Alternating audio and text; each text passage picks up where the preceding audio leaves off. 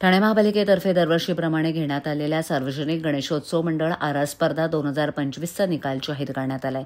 या आरास स्पर्धेमध्ये ठाण्यातील शिवसम्राट मित्रमंडळानं प्रथम पारितोषिक पटकावलं, तर कळवा येथील गुणसागर नगर सार्वजनिक गणेशोत्सव मंडळानं दुसरा आणि कोलबाड मित्रमंडळानं तिसरा क्रमांक पटकावलाय।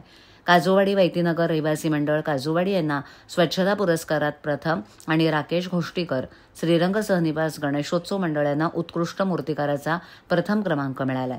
स्पर्धेत सहभागी झालेल्या तसंच विजयी ठरलेल्या सर्व गणेशोत्सव मंडळांचे ठाणे महापालिका आयुक्त सौरभ राव यांनी अभिनंदन केलं आहे।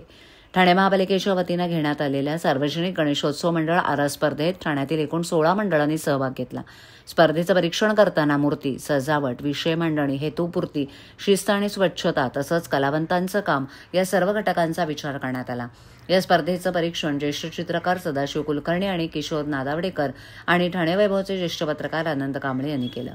या स्पर्धेमध्ये प्रथम आलेल्या शिवसम्राट मित्रमंडळानं मंडळ आहे ना या विषयावर देखावा साकारला होता, तर द्वितीय क्रमांक मिळवलेल्या गुणसागर नगर सार्वजनिक गणेशोत्सव मंडळानं रान बोलतय जंगलाची शिकवण या विषयावरील देखावा चित्रफितीच्या माध्यमातून साकारला।